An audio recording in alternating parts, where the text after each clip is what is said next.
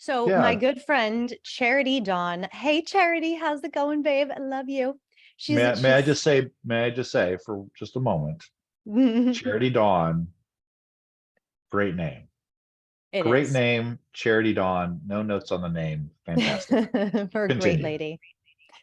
Yes, she has been an awesome supporter of Perfectly Marvelous, and now she's listening to us on Shall We Compare These? So thank you. And Thank you, she wrote an Charity. email that says, Peter Pan, exclamation point. My fave is the one with the obnoxious, I do believe in fairies. I do, in 2003, which came out when I was a preteen. And I had the biggest crush that ever crushed on Wendy and the one, oh, wait, yeah, she said, I have the biggest crush that ever crushed on Wendy. And the one I hate with a burning passion that surpasses no other is the 2015 Pan. That's the one I was confusing it with. Yeah. Something about pirates and a scene out in space, like serious what the fuck. It's god awful and it's god awful in my opinion, and maybe I just missed what made it good, but if it's as bad as I remember, someone else needs to suffer through it too. Also, I remember thinking Hugh Jackman Hook looked like an anemic gay vampire, which is a testament to his acting ability, but also to the terrible directorial choices of Joe Wright. So maybe you could comment on those two too. And then she said in another email, oh, just another thought. In the 2003 one, this is honestly why I still love it as an adult. Mrs. Darling is explaining to her children why their father is brave. And it is genuinely the saddest and most gut wrenching quote, I think, of any kids' movie I've seen. I won't spoil it, but it hits me in the feels every single time. There are many different kinds of bravery. There's the bravery of thinking of others before oneself. Now, your father has never brandished a sword, nor fired a pistol, thank heavens. But he's made many sacrifices for his family and put away many dreams. So yeah, and when I talked to my some other friends about that I was going to do a Peter Pan podcast, they were like, "Oh, and you're going to do the 2003. You're going to compare the live action, right?" And I'm like, "I really should talk about the 2003 one, shouldn't I?" And they're like, the millennials are going to kill you if you don't, Jade." And I'm like, "It's true." So we had to include it, and I'm really glad we did. I'm glad we did too. I found this to be a very faithful adaptation of the story. Yeah. And kind of like what we were talking about with the musical, is that I, by not trying to do too much, not trying to make it too heavy. Obviously there's much more heavy stuff in the live action, and of course, like we talked about with Psycho, there's things you can do in modern times that you couldn't do back in the 50s. There's Oh things. yeah. So any director is going to try to take advantage of that and try to make it something their own. But I found this very faithful to the story and Yes. very straightforward, which was nice, because then you really got to just the to uh love on the performances in this. I think of top to bottom, I think this is one of the better performed Peter Pans. You were Oh talking yeah. about, I have to start with Jason Isaac. Yes. So good. I loved So his take on good. Mr. I loved his take on Mr. Darling. I loved his take on Mr. Darling as the kind of the nervous, uptight person. It's a little bit different, but it's not totally out of left field that he would be that guy. And it really sets up this very nice dichotomy between who he is as Mr. Darling, who he is as Captain Hook. Makes that very stark, and you start to believe, at least I did, that was one of the very few ones that I was like, oh, that is definitely, when he's Captain Hook, he's definitely Mr. Darling playing out a fantasy of his own, where Yes. he, The character Aunt Millicent, played by sure, the amazing Lynn Redgrave, her character really could have been a bummer. It could have been like, why you got this here? What an yeah, unnecessary, I'm sorry, it did not. First of all, the parents stuff could easily suck and be like, why are we cutting to this? Why do we want to say no, not here with these two? I loved the parents. I loved Lynn Redgrave's character. I don't think she took anything away from Mr. Darling. I think that she was she served to flesh out the Mr. Darling point of view, because if Mr. Darling is overbearing on Wendy, telling Wendy, you got things to worry about, kid. You got to start thinking, get your priorities in order, like grow up.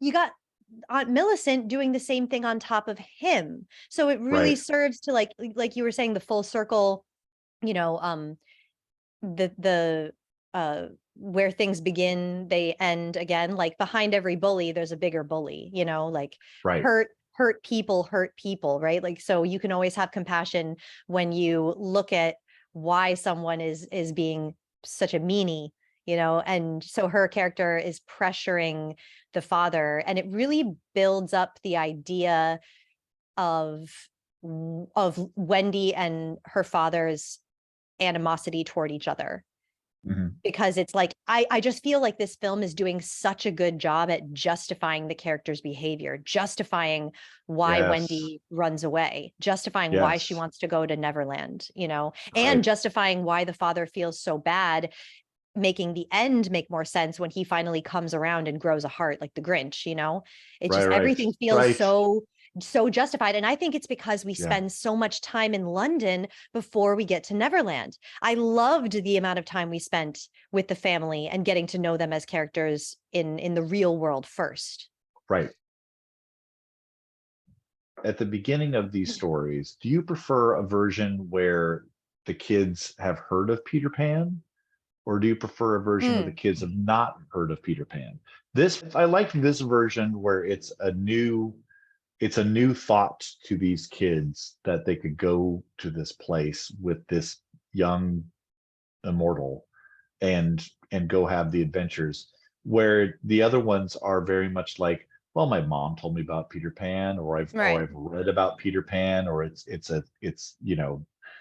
I've read the book, I've been told the story.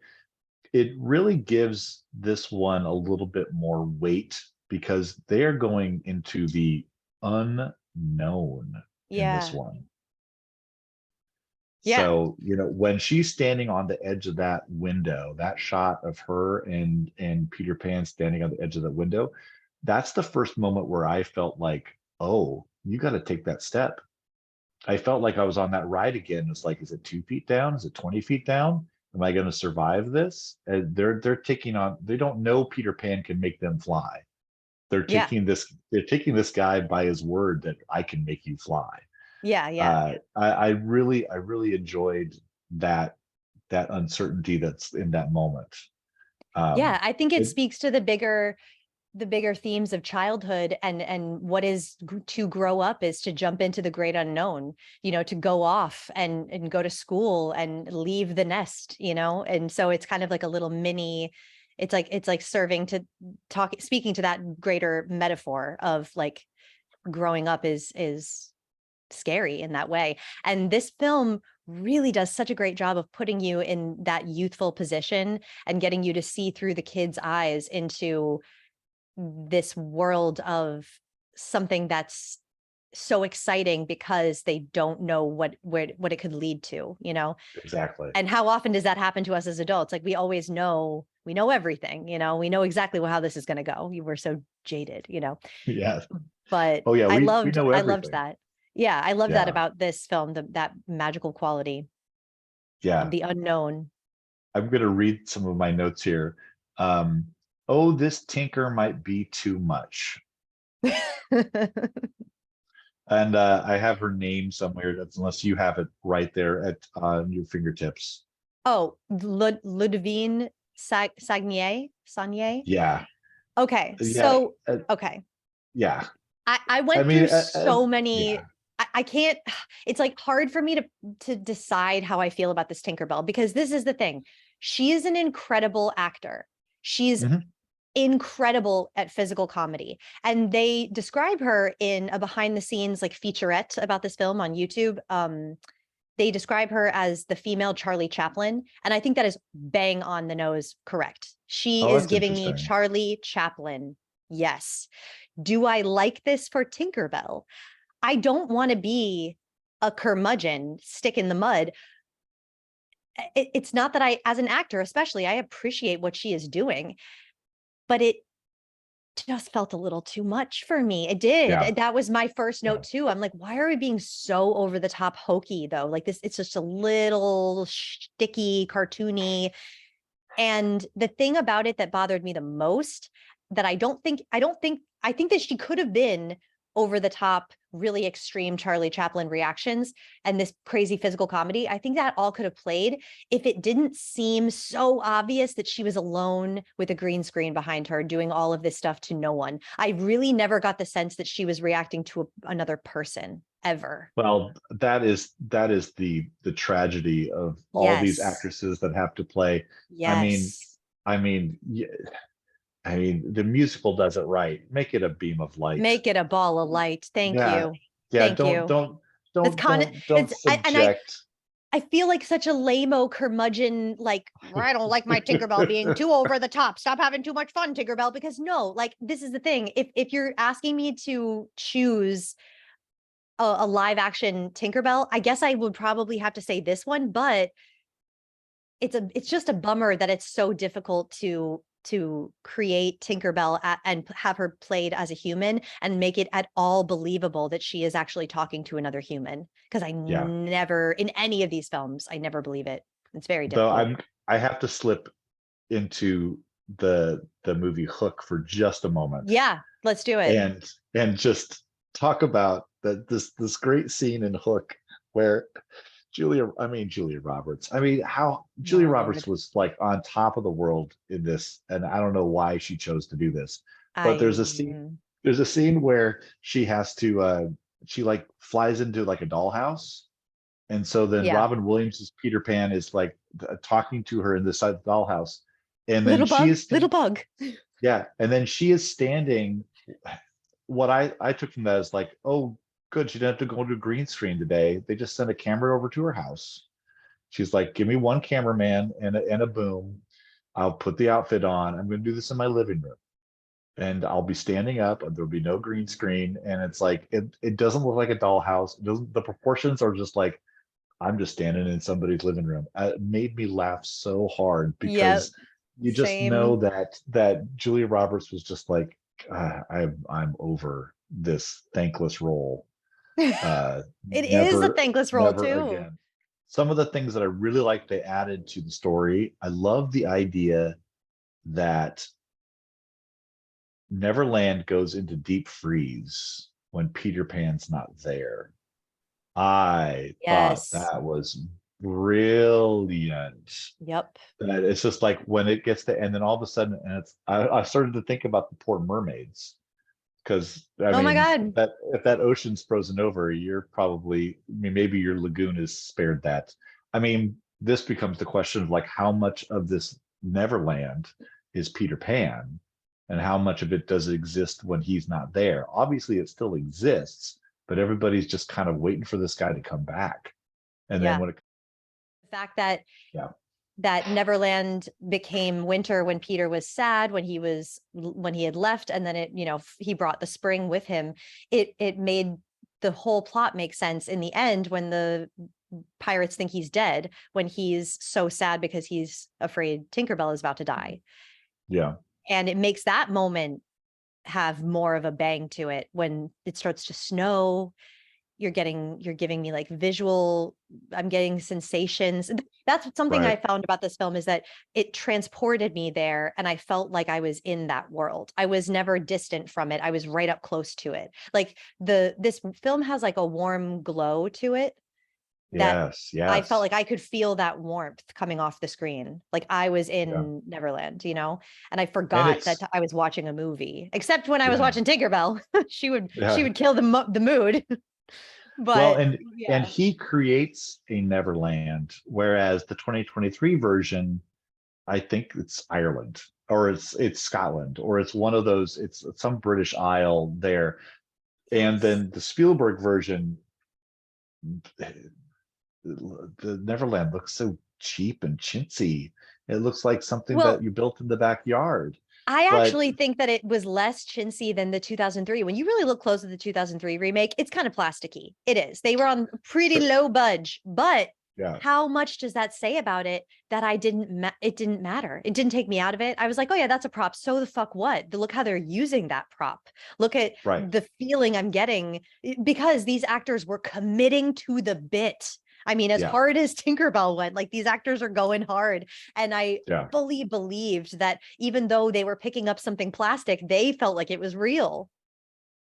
The story of Peter Pan is a story of sexual awakening. It is a story about little boys and little girls discovering what the other one is there for, you know? And I hate to say that. I say that as a lesbian, you know, like I mean this in a broad strokes kind of way. Like I was watching this thinking to myself, I would love to be in Wendy's shoes. I wanted to be her Peter Pan, you know? And I think that, Right. yeah, it can go either way. But when we're talking about the archetypes of like male, female, this is what you got here. J.M. Barrie has given you a story of children, little girls growing into women, little boys growing into men. Yeah. You have a gender story here. This is Yeah. difficult to delicately, rightly do it all correct in today because gender is a Right. big shifting topic right now. Things are moving and shaking every day. More is changing, more is being accepted, more is being learned about. We're all getting to be figuring out this new woke world we're living in, you know, and no one Sure. wants to be offensive. We're all trying to be politically correct here. So this being made in 2003 is it just, we obviously we know to make Peter Pan and Wendy, the story, happen in 2023 and to make sure everybody is satisfied and we're not offending anyone and we're not stepping on any toes, you got to take the sex out, right? You got to sterilize Peter Pan. Right. Because we got to err on the side of safety because we're Disney and we need money. Like that's the thing. The biggest thing about Disney is that like it felt more like playing it safe because of obligation rather than this is the unique story we're trying to tell of Peter Pan. Whereas the 2003, I felt like they were really they were passionate about the story they were telling and they were passionate about getting a message out there regardless of whether or not some people were going to like it or hate it. 20 years later, we get Disney says, well, we can top that. We're going to make Peter Pan and Wendy. Okay, look, this film, like I said, is very Yeah. concerned with getting things right. Okay. Yes. And Yeah. and so in that way, the only new idea they brought to the table was to make things boring. Let's just have everybody whisper, right? Let's just suck the color right out of this world. Just who Right. needs it? Suck it out. And let's just be really underwhelming. Shall we? Let's give that a try. All right. A 5, 6, 7, 8. That's what they did with this film. It was so underwhelmingly safe. It was just they played it safe. You're going to give me every child's most dangerous, fantastical, colorful fantasy, and you're going to make me want to go jump off a ship afterwards because this was a downer for me.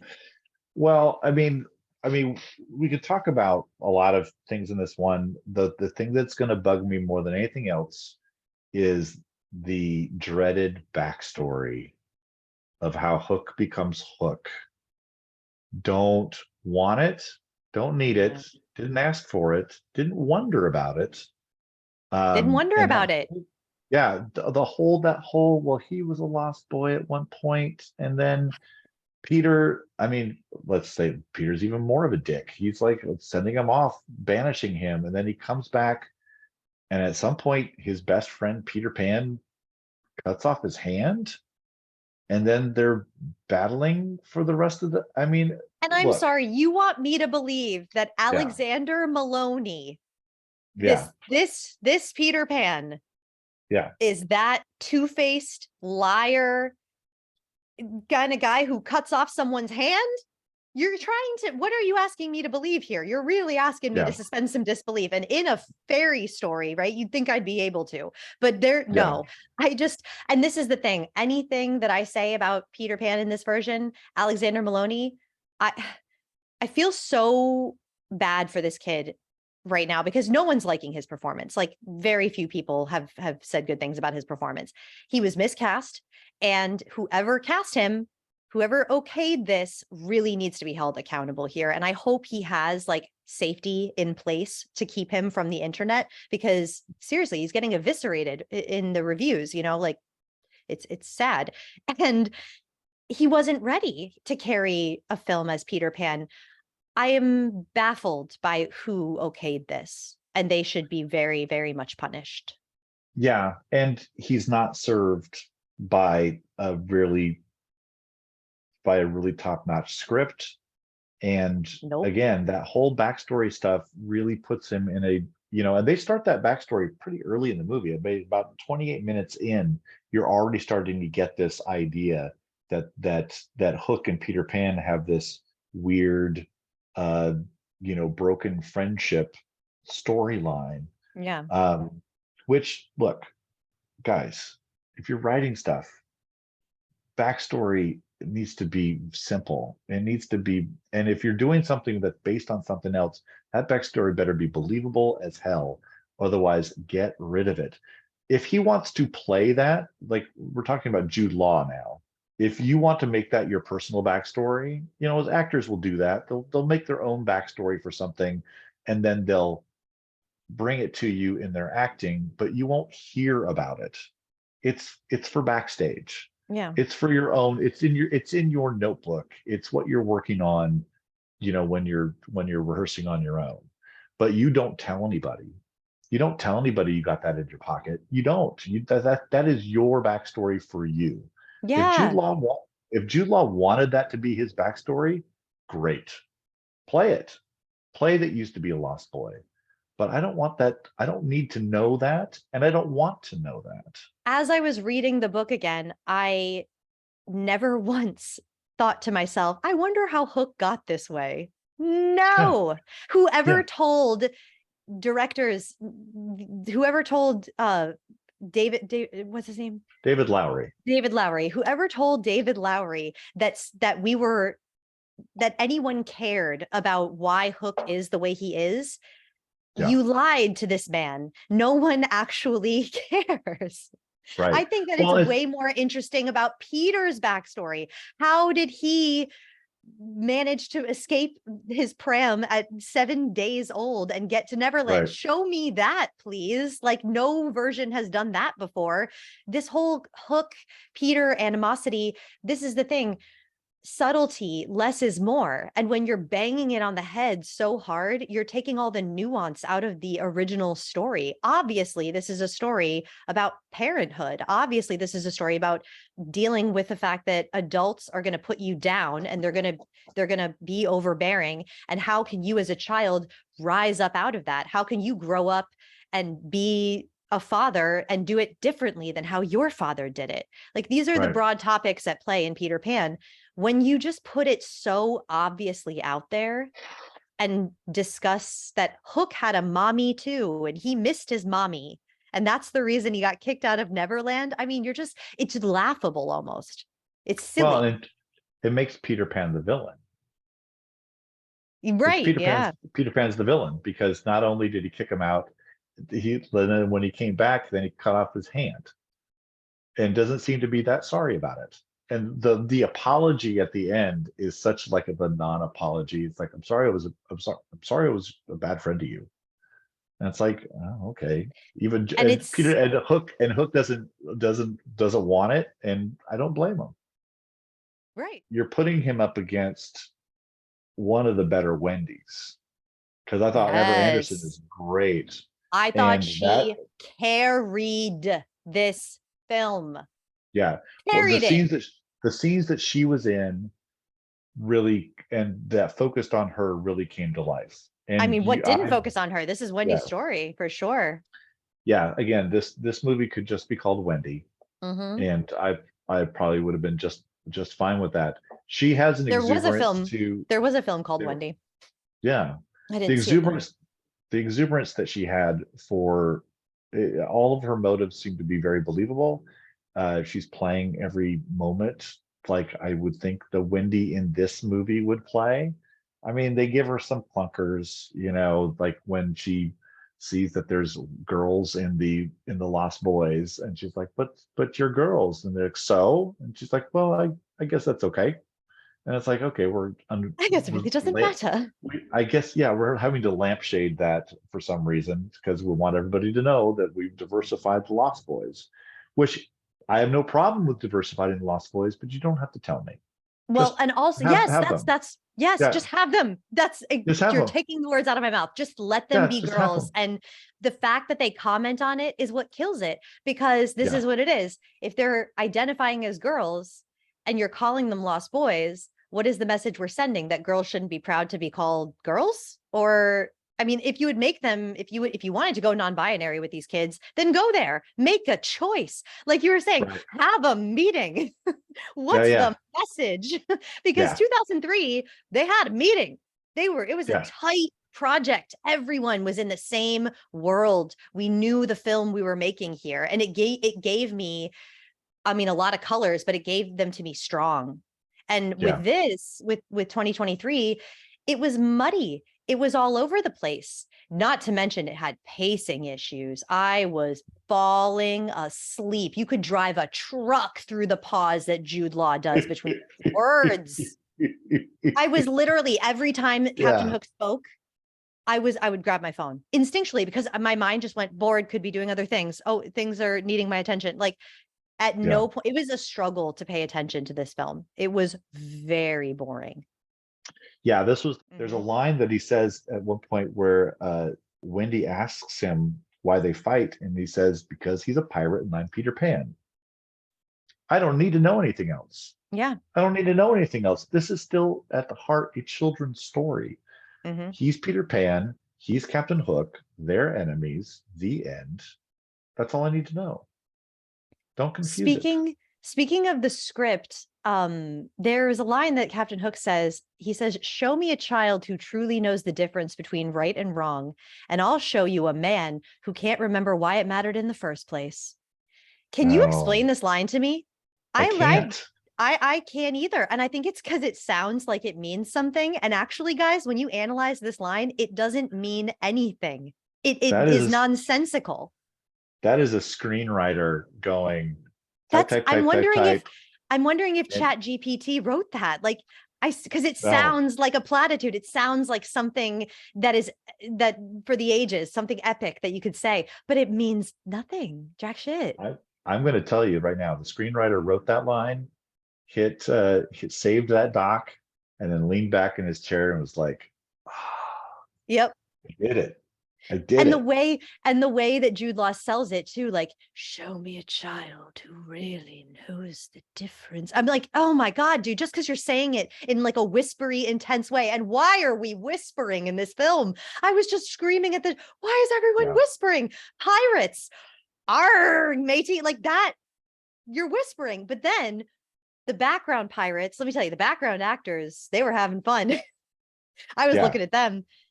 You got misery, darkness, gloom and doom, and then you have the most cracked out background actors that ever walked Disneyland in a costume for a 4-hour shift. I mean, these people, why are they so over the top? These Yeah. pirates, these it was so and there's this running bear joke where like give me the bear after she kills the children, the bear's mine. Like this is not playing. This is so not funny. Yeah. It's ridiculous. I will say one thing. Um, by the time I watched this movie, I was really hoping that somebody would slap Peter Pan in the face. And I was very happy that Wendy That was was my favorite finally just part. like, I was just like, that was a long time coming, Peter. That Wendy was just gonna haul off and get you right in the face. Peter Pan is supposed to be having fun. Yes. Peter Pan, that's the whole lure of Peter Pan is we're going to go off to this place. It's not just that there's no rules. It's there's no rules and isn't that fun? It's not that we never have to grow up. It's we never have to grow up and isn't that great? Right. It's like it's not the boy who couldn't grow up, it's the boy who wouldn't grow up. It Right. is willful. He could Yes. always go back to London and grow old. He chooses not to because it's fun to be him. To him, at least, it is fun to be him. So you suck that fun out, When you and first then get to Neverland in the 2023, the children seem miserable. None yeah, of them are having any fun. They're like, "Are you yeah, Wendy who tells stories? Well, we're boys too. Yeah, so right. what?" Like, they're so offensive and like angry. And And while I liked that Tiger Lily, I was also like, is she just by herself? I mean, she doesn't have a family. We don't see any family of hers, and she's not allowed to go like into their house. I didn't quite get that at all. It was like she's like, "Oh, I have to leave you here because I don't belong here." And it's like, aren't you part of this group? You seem to be part of this group. You should be part of this group. well, maybe it's because she annoyingly talks half Native American, half English when it suits her, like as a weird inside joke that only she's on the inside. I mean, I was puzzled as to why they were having her speak in Native Yeah, American when Wendy clearly is saying, "I can't understand you." Nope, got none of that. Like, can you right. say it in a way? And then she's like, she'll say like a couple of English words. Like, clearly she knows English. Why is she not? It's bizarre. It makes her seem crazy or something, you know? And Again, it's like that choice of underlining the Lost Boys now being having the diversity in the Lost Boys and underlying that moment and underlying the backstory and all that sort of stuff. It's like we're trying to make a point, but I don't need a point. I need entertainment. yes, Yeah. I'll get the points on my own. You don't have to right. supply them for me. I will get them. I'm watching Can I your have a movie. little Yeah. entertainment, please? Yeah. And this was just Yeah. a movie full of points. It was a full of Yeah. check boxes that they had to hit. Yeah. And can you Yeah. please explain to me how this new Tiger Lily is supposed to be not offensive? Because I'm sorry, but from where I'm sitting, she's looking like a pretty stereotypical Native American. She rides a horse when everyone else has to walk. She Yeah. only speaks her native language, even though she knows how to speak English. I don't know. She only expresses her sentiments in these like platitudes. She's like Princess Platitude. The only heart to heart real moment she has with Wendy, she references her great great ancestor or like her great Of great course. grandmother, Of course. grandmother freaking Willow. I mean, like Disney. Have you come very far? And then in the end, she comes in and she kicks ass and she's stoic and she talks like a fortune cookie. I mean, she's like a stereotypical Native American. I don't see how Yeah. this is not offensive. Like, Yeah. I have no connection to my Native American heritage and I am offended. Like, that's And all we are again, to you? and again, just cut the character. Not necessary. Not necessary. You're not, I mean, just like what we were talking You're about with the losing with the nothing. cartoon. She's not You even in the lose, book that much. You lose yeah, nothing by cutting her. Just cut it. yeah, Cut yeah. to let Tiger Lily, let her give her lines to a Lost Boy or like, I don't know, maybe invent a whole new character. If you want to be different and remake Peter Pan and make it totally unlike Peter Pan and do an origin story, then make some choices. Like, be bold enough to cut things out of the precious novel when they're not Yes. serving anything. There was Yes. just, like I said, this movie has no teeth, no balls. It's And it it thinks it has a lot. that yeah.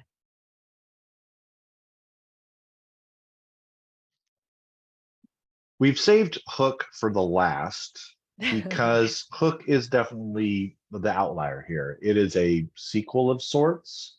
It is a reimagining of, even in the trailer, it says in the trailer, it comes up with, what if Peter Pan grew up?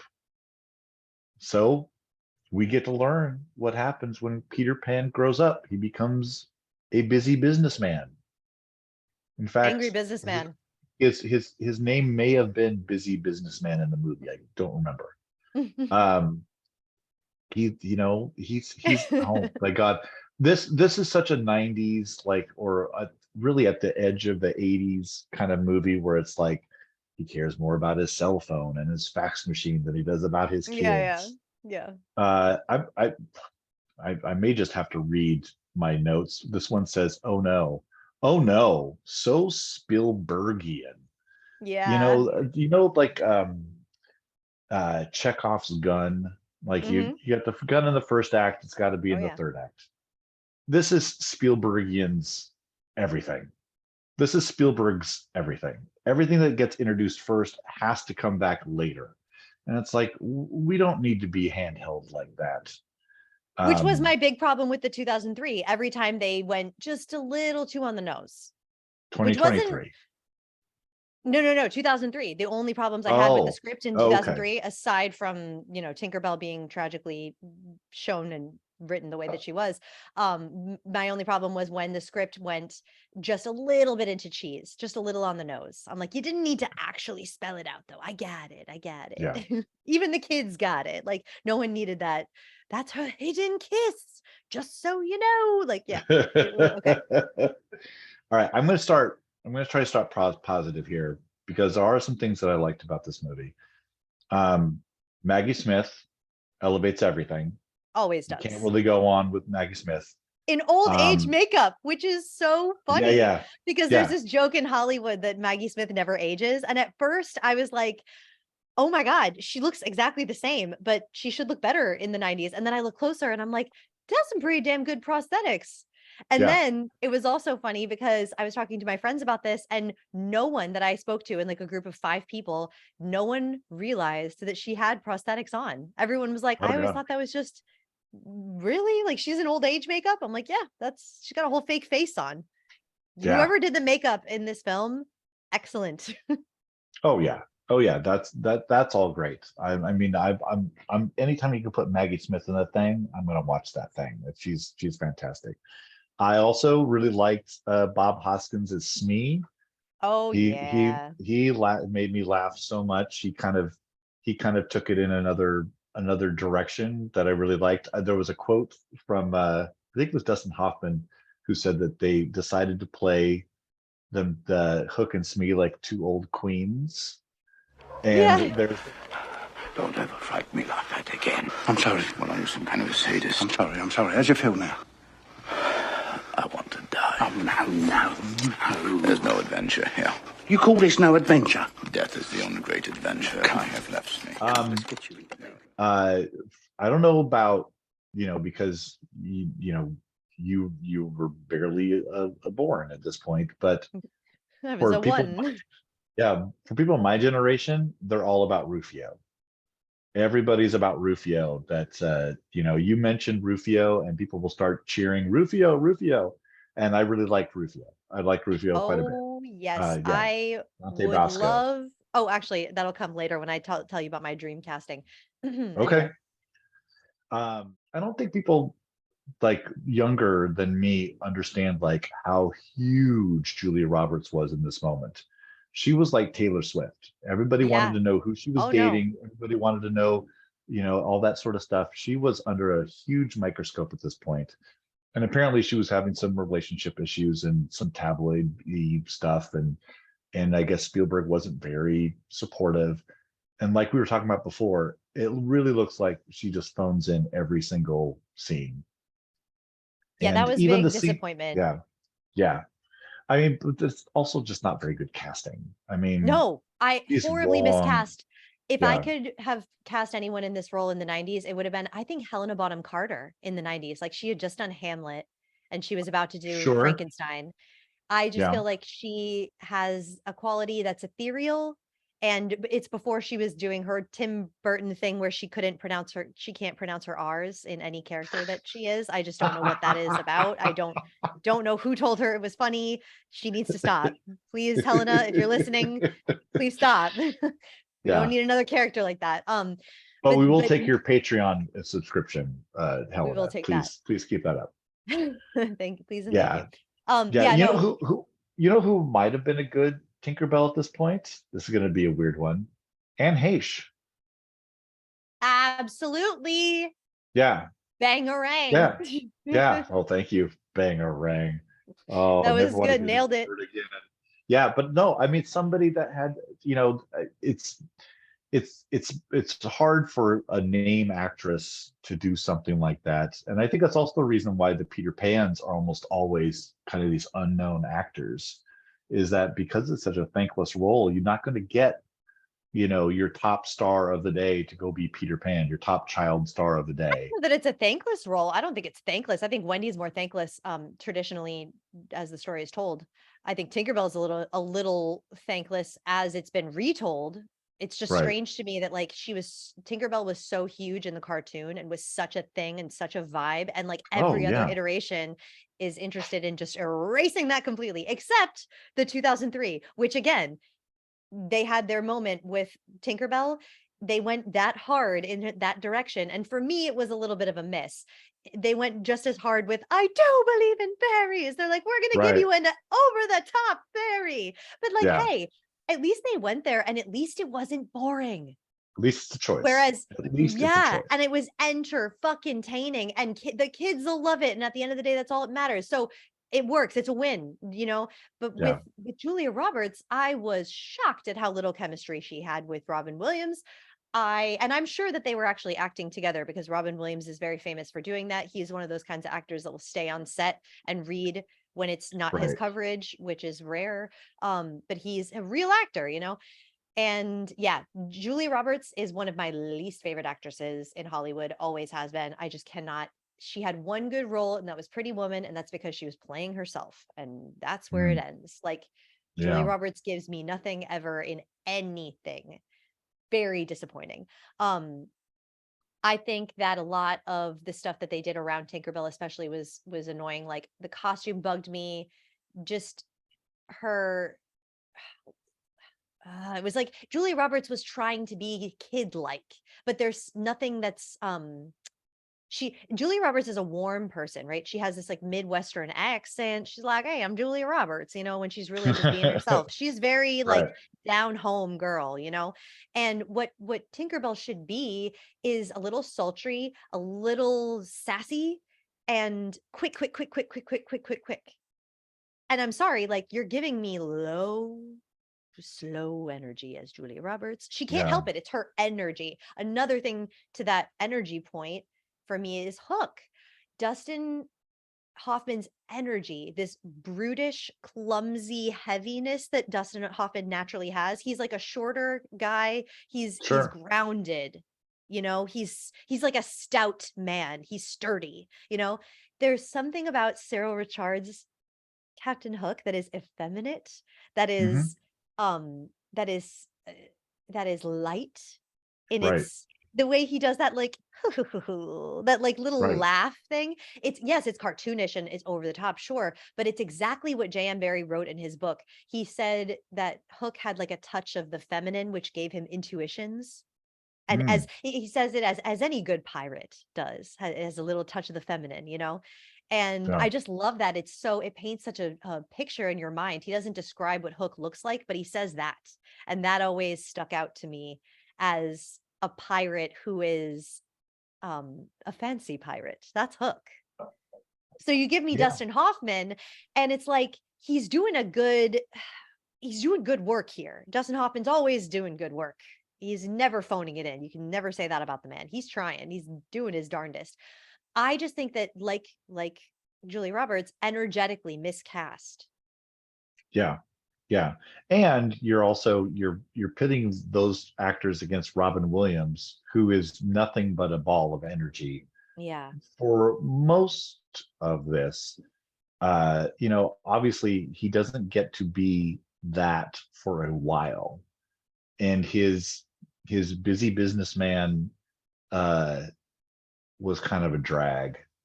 It was kind of a drag. Yeah. It's like, The even beginning was though kind of a drag. yeah, it was the and all just like the baseball game stuff and the play stuff, and of course he doesn't have any time for that, and that's going to come back. Baseball game's coming back. Baseball game's coming back. It has to come back. Also, that little girl's going to get a song solo Oh my at some Lord. The point. solo and the So pirates that, were like wistful at it. Oh God. yeah, what is she? Is she kidnapped at this point? Is she in jail at this point? It's like, no, we have a song that we think we can get an Oscar nomination for. So let's part it out into this moment, And have a and we'll sing saccharine this sweet song. child.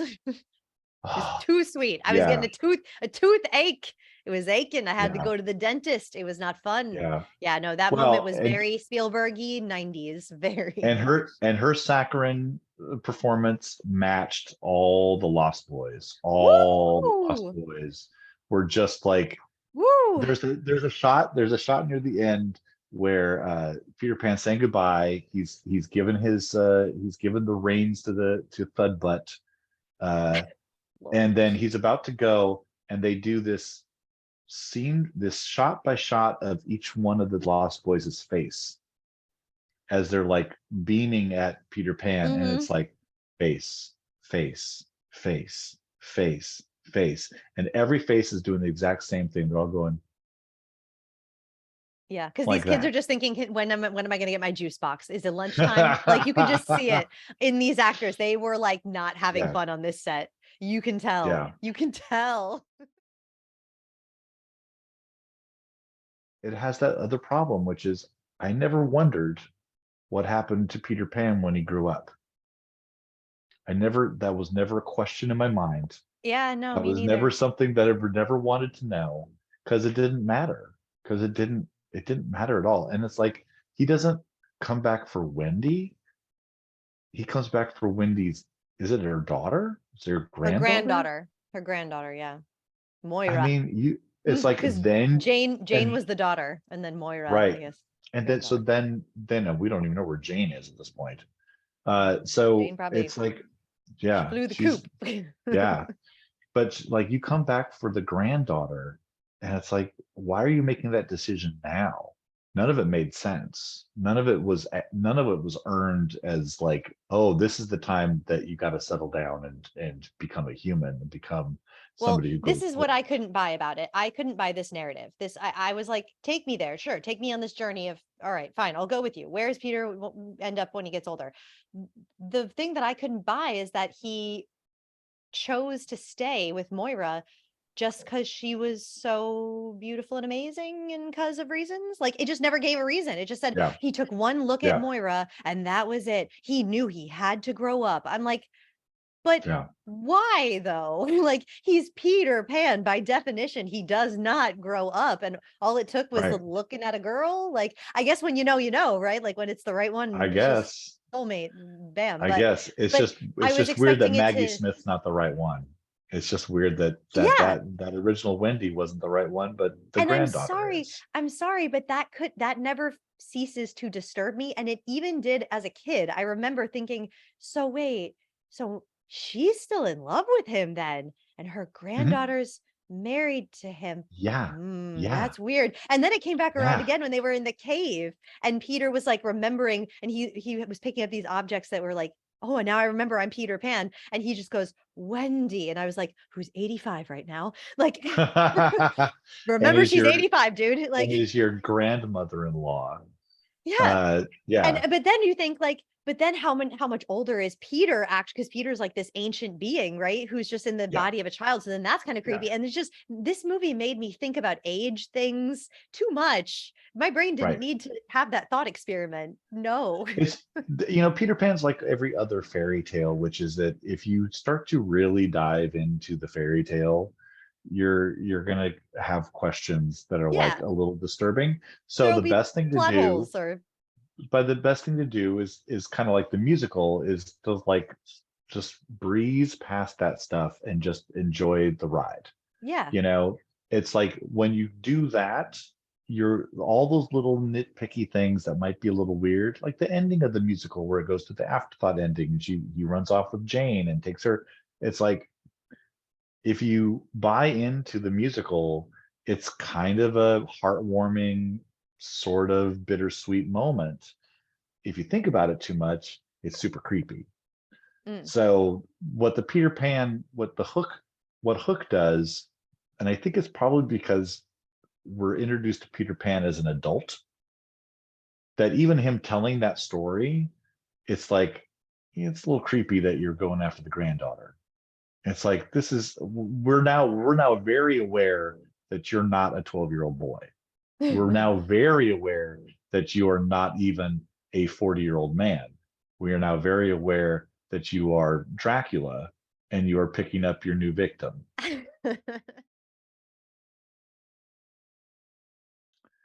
I will say one more person that I really liked in that movie, and we were kind of talk about him, is Charlie Korsmo, the guy who played the kid actor who played Jack.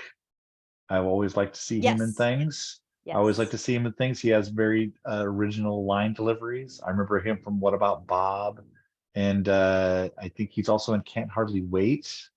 Yep. And then he got out of the biz and now he's a The lawyer. Biz. Yep. Yeah, but he's always fun to watch. I love his line readings. He always gives you something different, and I appreciated that. And the scenes, the very end scenes with him and Robin Williams kind of riffing on each other are very delightful. So there are, I mean, look, there's moments in this movie. You're not putting Robin Williams in a movie That was without parts of it being fun. something that I did find, though, the chemistry that I was really buying, and it was a lot of parenting stuff, like, and it got cheesy in the end when, oh, Sure. I wanted to be a dad and that's why I wanted to grow up, and it's like, reasons, sure, whatever, Sure. being a dad. But when he was with his son, and Robin Williams can just rip your heart out, man. He does that thing in those Yeah. 90s kids movies. Like, we've all seen Mrs. Doubtfire and just cried, I'm sure, because Robin Williams, you got so much heart, man. You Yeah. got so much heart. And he connects with kids on such a level that when you see Robin Williams having fun with children, Yeah. it's so joyous bringing. It is. It's going to bring a smile to your face. And him and his kids have great chemistry. I Yeah. thought Jack, what's his name? Charlie Korsmo? Charlie Korsmo. Yeah. He had excellent chemistry Absolutely. with, and also Absolutely. I really liked him in the Hook scenes too. I thought Oh he was yeah. playing, he acted off Dustin Hoffman with the best of them. Yeah, this kid Oh, got some he's acting great. chops. He's great. It's too bad that he didn't keep with it, but boy, what he gave us in the roles that he did great. He did fantastic. He just welled up Yeah. with tears at one point when he was with Hook, you know? Yeah. And I was just like, go, I got a lump in my throat, man. Like, I'm gonna cry. This kid.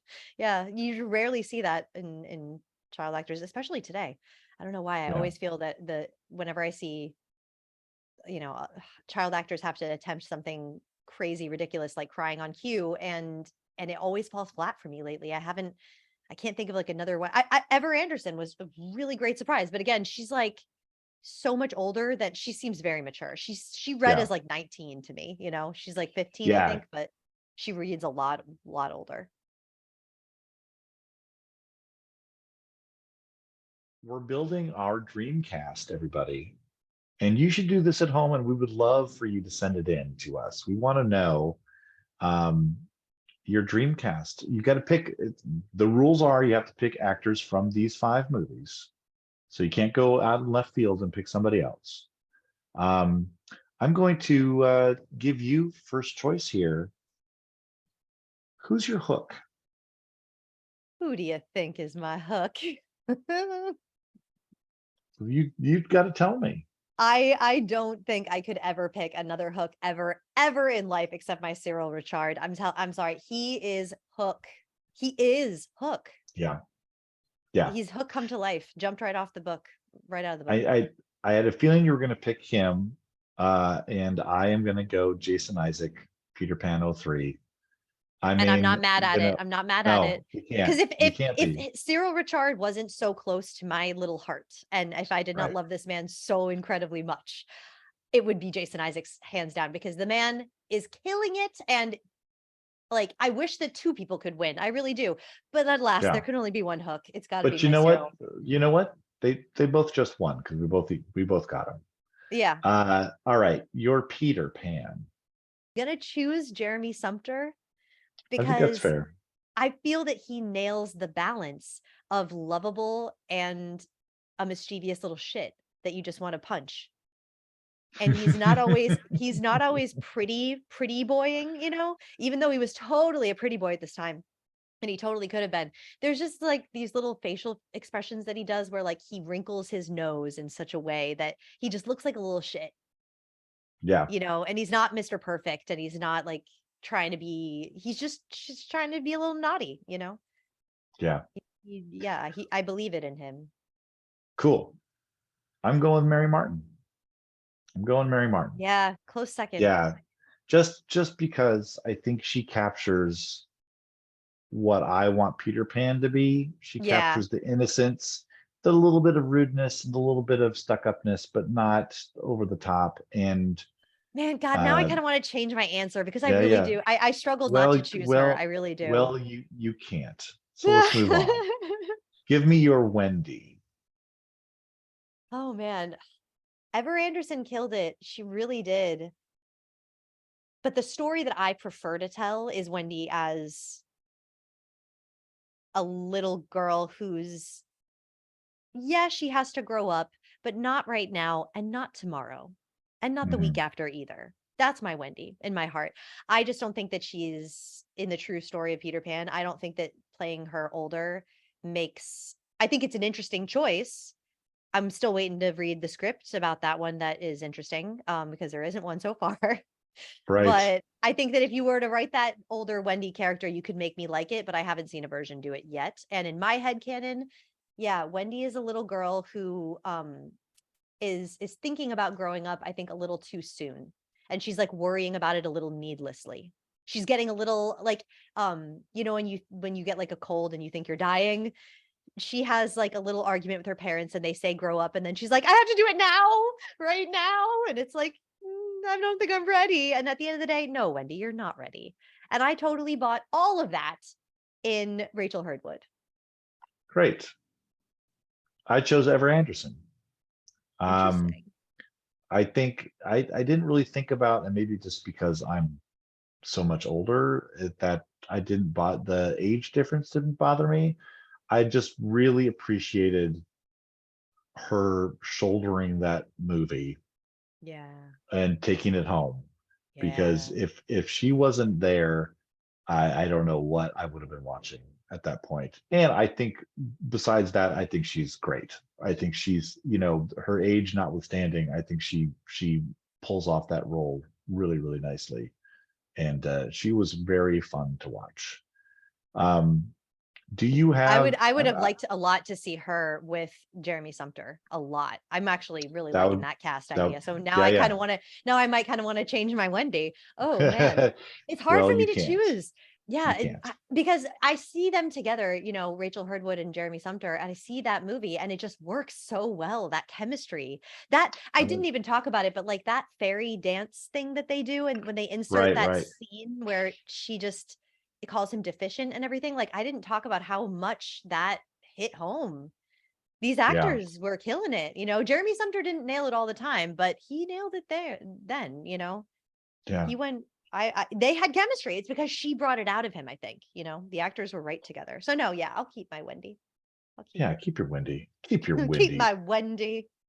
Um, Keep the I Wendy for a I lumped mother. I lumped John and Michael together. Did you have a favorite John and Michael? Oh God. Yes, I forgot to write these down. The John from 2003, I really enjoyed. That was mine too. That's Harry Newell. Yes, but And then your Michael? I think it was it the Michael in Oh no, what am I talking about? Hook. No, there was no Michael in Hook. I thought there was another Michael. Oh no, I know what I wanted to say. I want to take the Michael from the cartoon. He was Oh, so cute. that's fair. That That's was the fair. I knew I had something special planned for Michael. Yes, that was it. I Cartoon took Michael is my Michael. He was so cute. I I went ahead and just took the two from Peter Pan '03, Harry Newell and Freddie Popplewell as the other Yeah, actor. I And I don't thought they were very remember good. I don't remember Michael in that movie. I remember John though. He Yeah. was All right, give me your favorite Smee. okay. The way Joe E. Marks plays Smee in my mind with the connection that he has with Cyril Richard, I don't think I could ever cast another Smee to play because these two played it on Broadway with each other for years and years, and you just feel how much they know each other and they know what the other one's going to do before they do it. It's such a beautiful little marriage that these two have in this Mhm. film. So if I'm picking my Cyril, I got to take Joe E. Marks as well. I have no choice, and I don't want to have a choice. My hands are tied, and I'm okay with it. They're a package deal. These two.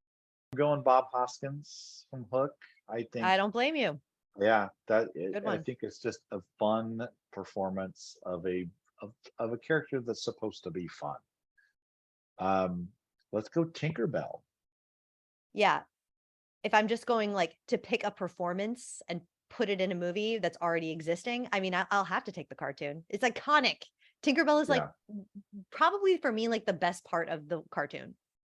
yeah, yeah. I can see that.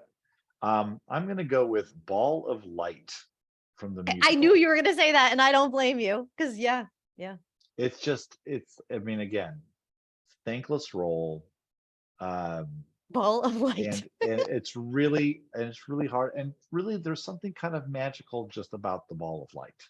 No, you know There's, what's magical? yeah. The way Mary Martin looks at the fucking ball of light, Well, because but then that's the it's up thing. to her because it's Yeah, just a ball of light. It's up to, so it's really Mary Martin then. You got to trust your Peter if you're going to do that, you know? absolutely. Oh, absolutely. Yeah, you can't. Yeah, absolutely. Although, how many scenes did Jeremy Sumpter have with the actual actress who's playing Tinkerbell? It's hard to say at this point. Hmm. Um, Yeah. but I think it's like there's something magical about it just being this entity that flits around and does things. Um, Mysterious, did, right? And that's how yeah, she is in the book. That's actually, yeah, I should, to be quite honest, she does read as a ball of light in the book. Like yeah. that's what I pictured in my kid brain. I never Did you pictured have her a as human. Did you have a favorite Tiger Lily? Hmm. So yes, I gotta say Sandra Lee, after all of that. Yes, I gotta say Sandra Lee is my Tiger Lily because those facial expressions, man, not only just her dancing, she's an incredible dancer, but the way she leads that pack of Native Americans, Indians, whatever, is you can't take your eyes away from Sandra Lee. She's so Yeah, expressive and yeah. funny. Uh, I am also going to go with Sandra Lee. And what I was saying about her before is that she's, it's almost like she's playing it not as someone trying to be an Indian. She's playing it as a child playing Playing Indian dress up. Yeah, and yeah. playing dress up. And Hmm.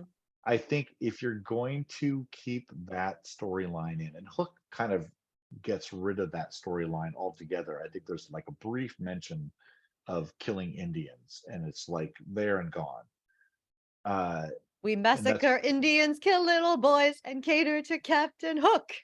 Yeah, I think if you're gonna do it, that's the way to do it. Is to make it fun and not try to be too literal with that Mm. character. Yeah, yeah, yeah. Um, Right. Abstract, broad strokes. you're a favorite Lost Boy? Slightly, my slightly from 2003 was definitely my favorite. I love me some Thud We're Butt, I on. do, but yeah. We're on. We're on. And with all apologies to Rufio, who I think is fantastic in it as well, but yeah, I just want to highlight Theodore Chester is slightly soiled in the '03 version. He is every line delivery kills, Yes. kills. I mean, what a gift from a director standpoint to have a kid like that who knows how to deliver those lines like that. I know. That's just like, I mean, PJ Hogan must have been like, thank you very much for coming. Yes. Um, I But don't have. I will say something that something I wanted to say. If I could choose a Peter Pan who is outside of who we've been given as Peter Pan, like if Oh, I could, okay. I would love to see, this is the film I would love to see. Dante Bosco Rufio as Peter Pan and Ever Anderson as Wendy. Like, Ooh. and have it be a story, a true Peter Pan story, in my opinion, like the '03 version did, where they have that romantic chemistry and they're I don't, questioning each other in that I way. don't, I don't hate that. I don't hate Yeah. that at all. That's With some Cyril good stuff right Richard there. as Captain Hook. There we go. And yeah, it's got to be uh, the same Smee, obviously. Yeah, And who else was there? Yeah, Sandra Lee as Tiger Lily. Yeah, it's a good cast. Yeah. So if yeah. I could pick Rufio as Peter Pan, I think he would 2023 would be ready for that Peter Pan. And Ever Anderson would be a fantastic Wendy for him. All right. We are down to the final question. And I have the pick that I think you're going to pick written down right over here. Uh, So I want you to tell me right now I'm sorry, I want you to tell me right now which of these movies are you saving from the crocodile? I'm 100% saving my musical. If I had to save only one, it's got to be my Mary Martin. It's got to be. It's for me, it is Peter Pan. There will be no other. It is my heart. It is my everything. Well, look And here, look what I wrote down here. Jade's pick the musical. Yeah, I don't know if that reads on camera, but yeah, it there it does. is. I for Jade's picked the I honestly musical. forgot to literally write yours down, which That's okay. sucks because I That's okay. wanted to change it a couple of times. Yeah. But I and because now that we podcasted, now I have another idea. But since I forgot to write down, I will I'm telling you, I'm being honest, and I know I'm being wrong Okay. because I thought that Paul's choice, I was Don't say by anything. Don't say anything. Don't say it. I'll reveal, and then you can reveal how right or wrong you were. oh right, okay. My favorite was Peter Pan 2003. Yes. Yeah, after 2003. podcasting, I knew it. Yeah. Yeah. Yeah. Which one did you think? For whatever reason, I try because we didn't really we tried not to talk about it, so I did Right, not right, know how you felt. I couldn't help but tell you how I felt about, especially the musical. right. But you didn't really tell me much about your opinions specifically, so I was convinced you were going to say the cartoon. Cartoon was close, and that would have been a very sentimental pick for me because I That's grew what up I on that thought. cartoon. Yeah, But and if we hadn't seen the 2003, probably would have would been have. it would actually would have been very close between that and the musical. It would have been very, very close. I think with Um, one more viewing of the musical, like a live watch in person with you and me, I think I could have yeah, gotten you to my side on that one because I'm telling you that yeah. the Mary Martin version is so much better than the cartoon. But the 2003 version is a version that I will Yes. probably watch again Yeah. because there is so much still there. And again, I think, I know we didn't do MVPs, but for me, MVP of all these movies was Jason Isaac. I Mm. just think what he did in that movie it's like if you don't have a good hook, you don't have a good movie. You don't have a good Peter Pan. And Cyril Richard, amazing, amazing. But Jason Isaac Amazing. for a modern telling of the story, that is about the best you can do for a modern telling of the story. I actually feel that like there should be an award right now given to there should be an MVP award, just one award for the best actor out of every one of these films. And I'm not saying that he's better than Cyril Richard, but I want to give it to him because Cyril Richard is so amazing as Captain Hook, and it's so Sure, impossible to top that act that just the fact that someone tried, and in my opinion, who's like diehard Cyril Richard Hook lover over here, the fact that sure. I can very much acknowledge how close Jason Isaacs came to really nailing it for me. I mean, it's like the book character came to life with him, and he's Yeah. just different enough from Cyril Richard that gives it his own thing. He's not doing a copy, but very much he's in that same vein that would love my Hook to be in, is that slimy, effeminate, slightly unhinged, Yeah. like, yeah, that's the Hook I'm after. They would have been the wrong Hook if they had switched movies, but Yeah, they are right. the right Hook For their for me movies, yeah. for their Hmm. movies, and that's what counts. All right, feedback time. Feedback time. We got some feedback. We got some emails. Makes me so happy. Please email us. I love it. We already read Charity's first email, and then we got an email from Andre, and he says, "Dear Sonneteers, Jade, I have followed you from Poker Face." Sorry. Jade, I followed you from Poker Face to Maisel and now to one of my favorite discussion topics ever, movies. I loved both of your insights on Psycho and its 90s remake. As I was listening, I almost wondered what would happen if we had a modern director like Astor or Gerwig direct a remake of Psycho. I think with Hmm. some sensibilities, some of the sensibilities of the last 5 years, it would at least be better than the 90s version. I Let me can't. just cut in. Let me just cut in for a second. Yeah. Don't do that. And I don't think Ari Aster or Greta Gerwig are interested in doing that. Yeah. You know what? Make a little 10-minute short version. Do that. I'd pay money to see like the Wes Anderson 5-minute version of Psycho or something like that. Oh, But sure. no, please, no more, no more. No more remakes We're of past. Psycho. Yeah. Okay. Andre continues, I wrote in to you both to advocate for 3 great future episode ideas. I hope you will have lots and lots of episodes. Oh, we will. So maybe one day we'll have ended up covering them all. He suggests Les Diaboliques, 1955 and 96. And he says a story of Hitchcock failing to get rights to this story he went on to make Psycho instead. Yes. We mentioned that Right. in our Psycho podcast, and we've already discussed Les Diaboliques, and it's on the list, and it definitely will be done for sure. Oh Like yeah. sooner than later. That's a definite one I really would love to compare. And then he says, Invasion of the Body Snatchers, 1956 and 1978. A tale of 2 decades. This really is a toss-up between the two on which one I like more, and it mostly depends on the day. Well, and Andre, there are 4 Invasion of the Body Snatchers. Yeah, he's talking about the Yeah. 56 and the Oh, 78. I Those know, are the I know those 2, but there are 2 more that are later that boy, that would be interesting. Those 2 are very different. The 1956 and 1978. That might be a very fun, maybe like around Halloween time or something like Yeah. that. Yeah, because I've never seen either one. Ooh, ooh. I know. And I know it's good too. It's not that I don't want to see it. I just never got around to it. All right. And then his next suggestion is The Shop Around the Corner, 1940, and You've Got Mail, 1998. He says, a lot of my friends didn't even know You've Got Mail was an adaptation, but I urge everyone listening to go back and watch the original film. Jade, Mhm. this is also our chance to talk about the musical She Loves Me. Yes. I'm not familiar with that. She The Loves Me. the I'm musical not She Loves familiar. Me. Yeah, I don't know that.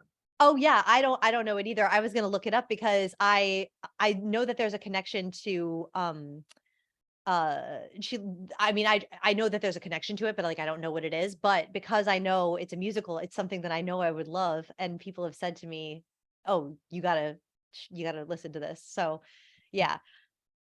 But yes, Andre, this shocked me that you had this suggestion because we'll get to it when we get to our next bit of feedback, and we'll talk about what we're going to do next. But yeah, this, you nailed it with The Shop Around the Corner and You've Got Mail. So put a hook in that. We'll get back to it. And then he says, I can't wait to hear whatever you both have to say about Peter Pan. I was in the stage version of it and I played one of the pirates. And also, it most certainly is not my favorite piece of theater of all time. Mary Martin is always a joy to watch perform. Signing off, Andre. Thank Yes. you, Andre. Thank you, Go, Andre. Mary Martin. Yes. So now read the second bit of feedback and then we'll talk about what we're going to do next. All right. Charity Dawn came back and said, okay, so some ideas. Carrie versus New Carrie. Also Carrie 2.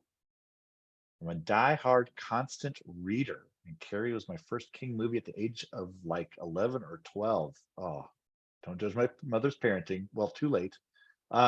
This was like the least questionable thing she let me watch. Oh my God. I hope you're Charity, you have a wonderful name and I hope you're okay. I was utterly shocked to enjoy the remake as much as I did, even though it's objectively not good. That came out just a few years ago. That's Chloe. Oh God, Chloe Grace 70? Moretz, maybe? No, younger than that. Shining, Kubrick versus Shining miniseries. Here's a hot take. Kubrick's version is just the worst and totally butchers Jack's character versus the low budget miniseries that does him just right. I think that is a very I have heard that opinion before from Stephen King readers. So Yep. There are 2 kinds of people in this world. There yeah, are Stephen King enjoyers and then there are Kubrick enjoyers, and you have to be one or the other. I yeah. firmly believe this because I will say, Charity, I love you, babe, but I will very strongly disagree here. Then I love that film. The Shining by Stanley Kubrick is one of my favorite films of all time. At the same time, she says first use of Steadicam has to be lauded, and Kubrick is a film genius. But damn, okay, Yes. all right. Hey, but hey, I get it, because if you're a fan of Stephen King, yeah, you will not like The Shining Kubrick. No, I get that. I'm just not a Also, Stephen the King girl myself. I don't yeah, prefer him. well, she's Charity definitely is because she says She also the is. old It versus the new It. Pennywise is so fucking scary in the old one, specifically because there's not nearly as much gore, but that's just my opinion. Also, it's Tim Curry, so how are you going to go wrong with Tim Curry? You can't. You You won't. can't. You very much No. cannot. Yes, I would love to review those two. As for the non-King stuff, the old Beauty and the Beast versus the new is an interesting comparison. Emma Watson has a ton of love in the bank, not only for her time as Hermione, but also her just awesome character and down to earthness. And she put in so much work to make her singing even moderately palatable, and I respect that immensely. Yeah, Um, again, I I, gotta disagree. I will tell you, I will tell you right now, I have not seen the new Beauty and the Beast. I have also not seen the old Beauty and the Beast. The So cartoon? that might, yeah. You've never seen Beauty and the Beast? I was a senior in college. I was not interested in watching Disney movies. Wow, I guess. Wow. Aladdin, I haven't seen The Lion King. I haven't seen The Little Mermaid. These are movies that were way Yeah, it past was my my time. time. It was right in my Yeah, time, right there. Yeah. I saw Aladdin because again, this was the Robin Yeah. Williams time. That came right Right. after Hook, in fact. And then she says, um, also for a classic movie suggestion, Shop Around the Corner versus You've Got Mail. I think we've heard this Ah, before. I think those are honestly both classics now, which kind of depresses me, but that's yeah. probably my fave remake, where both are just excellent. Um, I've seen both of those, So, so okay, but this that might be is a way to something do it. that so yeah, no, it's shocking because these Charity and Andre did not compare notes. They both suggested the same film in the same day or Are you within the same day of sure? each other. Yeah, I don't know. Andre and Have you ever Charity, are seen you them in the guys same friends? room together? No, I I have don't not. know. I Did don't not know. confirm this. But yeah, and so what's crazy though is that Paul and I have talked about these two films before we started doing this podcast, and it's something that I have been saying I really want to do, Shop Around the Corner and You've Got Mail, because there is a third film, y'all, called In the Good Old Summertime with my girl Judy Garland. And anytime I get to talk about my Oh, you think I love Cyril Richard? You ain't seen nothing until you get me talking about some Judy fucking Garland, y'all.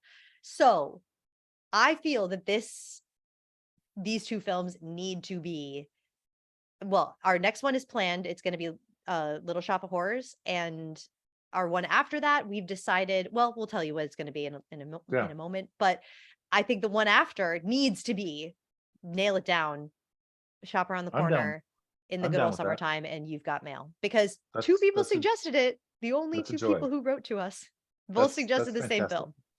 Yeah, Yes. I can't be mad at that at all. And then Charity Dawn came back and said, "Ooh, Rear Window, both versions, plus Woman in the Window with," and I love this. What's her face? The woman from Enchanted. I can't remember her name. Adams. Her name's Amy Adams. Amy Adams. And I don't know Woman in the Window. Me neither. I know the original Rear Window, and then there was a TV version with Christopher Reeve after he had been in Oh, his accident, yeah. doing it from the wheelchair. Yeah. That might be interesting too. I mean, look, Jade and I are not going to say no to many Hitchcock No, remakes. the Rear Window Yeah, will be talked about. I was going to talk yeah, about Rear Window with Disturbia. yeah. That Disturbia would is be my kind of the natural pairing. yeah, that was definitely that definitely leads there. But I'll have to look up this Woman in the Window. I'm not familiar with that one, Yeah, but I we could know. I was going to read the book before cover I watched the film, but the ship is kind of sailing away farther and farther, so I might get around to watching the film first. I don't know. I haven't heard yeah. great things about it. So, But these are great suggestions. Thank you so much. And again, if you have more suggestions for movies for us to compare and contrast and throw one to the Crocs. We saved two movies today, by the way. Both the musical and the 2003 get saved. get saved. So Yes. so When the there's the when other there's 5 films, we can each save one. yeah The other three are unfortunately in the belly of the croc, but that's fine. That's fine. Tick, The croc, tock, tick. the croc needs to eat more than just a hand. It's Yeah, not he's enough. hungry. It's a growing croc.